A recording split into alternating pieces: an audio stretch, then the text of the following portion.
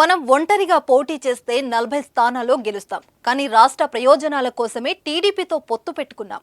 ఈ క్రమంలోనే సీట్ల సర్దుబాటు ఉంటుంది. ఈ ఎన్నికలో మనం ప్రతి అడుగు వ్యూహాత్మకమే. కూటమి అభ్యర్థులు గెలిచేలా అందరూ పనిచేయాలి అని తూర్పు గోదావరి జిల్లా పర్యటనలో కార్యకర్తలతో జనసేనాని పవన్ కళ్యాణ్ అన్న మాటలివి.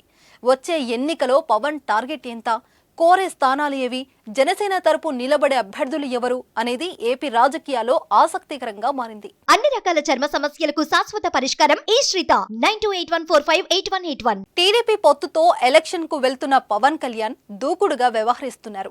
ఎన్నికలు దగ్గర పడుతున్న వేళ గోదావరి జిల్లాలో బిజీగా కార్యకర్తలతో భేటీ అవుతూ అభ్యర్థులను సన్నద్ధం చేస్తూ దిశానిర్దేశం చేస్తున్నారు. ఢిల్లీ వెళ్తున్న క్రమంలో బుధవారం భీమవరంలో పర్యటించారు పవన్. భీమవరం నుంచి ఎన్నికల బరిలో దిగుతున్నారనే ప్రచారం జోరుగా సాగుతుంది. అక్కడే మకం వేసేందుకు తగిన ఇల్లు కూడా చూస్తున్నారట. పవన్ టూర్ లో రాజమండ్రి రూరల్ నుంచి కందుల దుర్గేష్ ను ఎన్నికలకు నిలవబోతున్నట్లు తెలుస్తుంది. తణుకు నుంచి జనసేన అభ్యర్థిగా విడివాడ రామచంద్రరావుకు అవకాశం ఇచ్చారని ప్రచారం జరుగుతుంది. దీంతో టీడీపీ అభ్యర్థి ఆరిమిల్లి రాధాకృష్ణకు మొండి చేయని టాక్. దీంతో రాధాకృష్ణ వర్గం నుంచి అసంతృప్తి సెగలు రాజుకుంటున్నట్లుగా తెలుస్తుంది. టీడీపీ జనసేన మధ్య సీట్ల కేటాయింపులు సర్దుబాటులపై ఇరువురి నేతలు ఎటువంటి ప్రకటన ఇంకా చేయలేదు. అయితే పవన్ టూర్ లో ఒక్కొక్క స్థానం నుంచి సమన్వయకర్తల రూపంలో అభ్యర్థుల పేర్లు బయటికి రావడంతో తెలుగు తమ్ముళ్లు కంగారు పడుతున్నారు.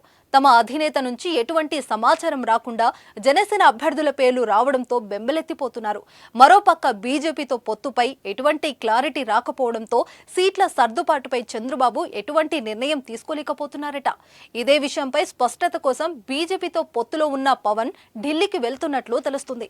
ఒక పక్క అధికార పక్షం వైసీపీ తమ ఇన్ఛార్జీలను వరుసగా ప్రకటిస్తూ రంగంలోకి దింపుతున్నారు జగన్. సిద్ధం పేరుతో సభలు నిర్వహిస్తూ ఎన్నికల ప్రచారంలో దూసుకుపోతున్నారు.